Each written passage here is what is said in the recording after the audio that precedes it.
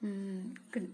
Okay, students, here I'm just going to help you to write the ICSE board examination for the paper computer applications. As we all know that ICSE, some more exams are pending. Among that, one paper is computer applications, and computer applications so many pairs, so many as in all other subjects, so many chapters are there. So I would like to help the students those who are preparing for ICSE board examination 2020. So I would just like to revise each chapters, and only I'll be covering the important topics of each chapter. Okay, I'm not going to further explanations or further discussions. Directly I'm going to the chapter. Chapter 1 is Introduction to Object Oriented Programming. And object oriented programming means, what do you mean by object oriented programming? A program method or a programming paradigm which is based on object oriented, that is known as object oriented programming. Okay, object oriented programming means here the main programming language that you need to study is Java. Java is a programming language that you have to study, and Java is an object oriented programming. And the peculiarity of object-oriented programming is that every problem is viewed in terms of classes and objects.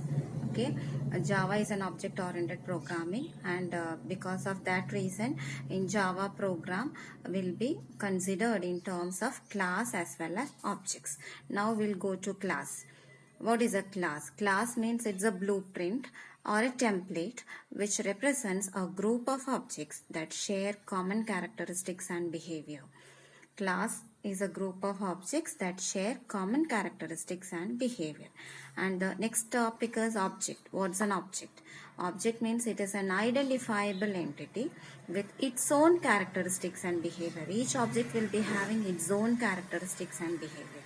So, class is a group of objects that share common characteristics and behavior. To explain the concept, I'll just show you some examples. Here I have shown example. Just look here. Suppose bird is a class.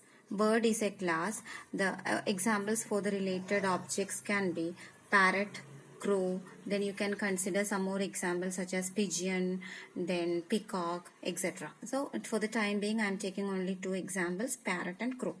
Now bird is a class. What are the characteristics of bird? So many characteristics are there, but I am just sticking on to two examples. Color. Every bird will be having a color, and every bird has a beak. You know, this beak color also will be different. So I am just taking two characteristics. Let the color of the bird and the beak color be the characteristics of a bird. Now what are the behavior? What are the behavior of a bird? A bird can fly, it can hop, it can walk, it can do so many other things, but I'm just pointing out these three behavior. Okay, now these all belongs to the class bird. Now I told you parrot and crow are considered as examples for objects of class bird. So when you take parrot, this parrot also contains these two characteristics as well as these functions, and object crow also contains these two characteristics as well as these functions. But what is the difference between a parrot and a crow? How can you identify this parrot and a crow? Is a parrot and crow resembling the same? No. The only resemblance is that they both belong to the class bird. Now parrot is having a color, crow is also having a color. Parrot has a big color, crow also has a big color. And these functions, this behavior is common to both parrot and crow. Now let us consider. What about the color of parrot? Parrot's color is what? Parrot's color is green. And what is the beak color of parrot? Parrot's beak color is red. And what about crow? What is the color of crow? It is black. And what is the beak color of crow? It is black, isn't it? Okay, so now look at these two values. What about the values stored in the characteristics of parrot and crow? The values of parrot present in the characteristics is different from that of that of a crow. And depending upon these values that are stored in the characteristics, we can easily identify one object from another. Okay, so here parrot and crow are different birds. So how can you identify them? By looking at the values that are present in the characteristics of these birds. But the functions means behavior will be common to both parrot as well as crow. So how can you differentiate, or how can you identify one object from another of a same class? Based on the values that are present in the characteristics of the class. Okay, these values can also be considered as attributes. You can check, you can also, all these things, these are also called as attributes. So attributes of parrot and crow will be different. They will be different, but their functions will be same. Okay, so here you can say that if bird is considered as a class, then parrot, crow, etc. can be considered as objects of the class bird, because these objects share common characteristics and behavior. And when objects that share common characteristics and behavior come together, they can be considered as a class. Clear? That is why class is called as a blueprint or a template which represents objects that share common characteristics and behavior. Clear? And object is an identifiable entity with its own characteristics and behavior. The characteristics of one object is different from that of another object. Okay, if so many characteristics are there, they are different from one object to another, but they all belongs to the same class. Clear? They will be having common characteristics and behavior, but the values present in those characteristics will be different from each other.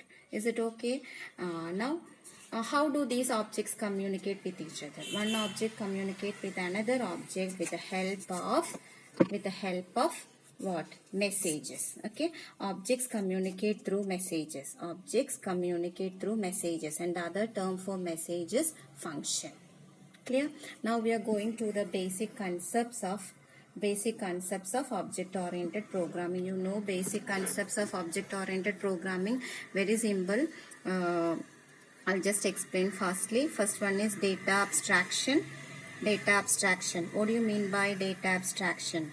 Data abstraction means the act of hiding unwanted details and showing only the essential details.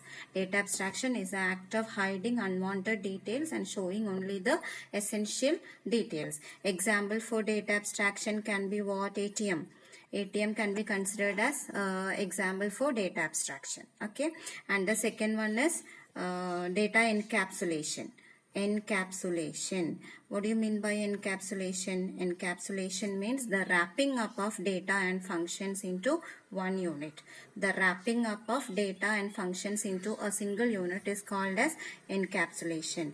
Okay, data will be here and functions will be here. This is data and this is functions. Okay, and the wrapping up of data and functions into one unit can be considered as encapsulation. Example for encapsulation is class. And as far as a class is concerned, we can access data only through functions. Directly we cannot take data of a class, but we can use functions of that class to access data. That is why this is called as encapsulation. And the third point is modularity. What do you mean by modularity? Modularity means the act of breaking a big problem into small modules. Okay, a big program can be broken down into small modules. Actual definition is breaking up of a program into a set of cohesive and loosely coupled modules. That is known as modularity. And here example for modularity, you can consider what? A home theater. Home theater is an example for what? Modularity. Home theater, different modules are there. Okay, then conducting a function in your school, an annual day in your function, annual day contains so many different small things, no? So when you break a big function into small duties, and all different committees will be there, different duties will be there, so you can consider that as modularity. The breaking up of a big problem or a program into a set of cohesive and loosely coupled modules, that is known as modularity. And here example for modularity in program terms, you can say big program is divided into small functions, that can be considered as modularity. Then the next function is what? Polymorphism. Polymorphism means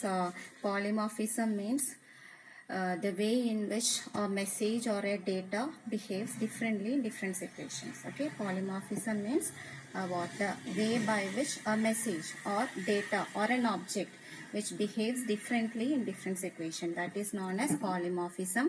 For example, for a polymorphism you might have studied. Examples are function overloading. Function overloading is an example. Then what else? Operator overloading is also an example. Operator overloading. For operator overloading, I can give you best example. Okay, plus symbol. What is 5 plus 2? 5 plus 2 is 7. Then what is 5 plus 2 here in single quotes? It becomes 52. Okay, 5 in double quotes. Let me give. 5 plus 2, it is 52. What is the difference between these two statements? Here also plus is there, here also plus is there. Here plus acts as a addition operator, arithmetic operator. So 5 plus 2 equal to 7. And in this case, plus acts as a concatenation operator. Strings are added here, so they will be joined. So here plus acts as an arithmetic operator addition. Here plus acts as a concatenation operator. The same plus symbol behaves differently in different situations. This can be considered as an example for what? Polymorphism. Okay, so polymorphism means the way by which a message or a data or an object which behaves differently in different situations. Okay, and the last one is inheritance. Inheritance. What do you mean by inheritance? Inheritance means it is a property or the ability of one class to inherit or derive properties from another class. Okay, the property of one class to derive or inherit properties from another class, that is called as inheritance. This can be considered as a base class and this can be considered as a subclass. So here the subclass derives properties from the base class. Another example you can consider this as father, and this can be considered as son. Okay, so here father is the base class, son is the derived class. Son inherits the properties from base class father. So this son will be having all the properties of the class father plus son's own properties. So this is known as inheritance. Inheritance means the ability of one class to inherit or derive properties from some other class. And the class from where the properties are inherited, that is known as a base class, and the new class is called as subclass or derived class. This new class will be having all the properties of the base class plus the properties of its own class. So these are the important concepts. These are the important concepts of object-oriented programming: data abstraction, then encapsulation, modularity, polymorphism, and inheritance. Okay, so study well.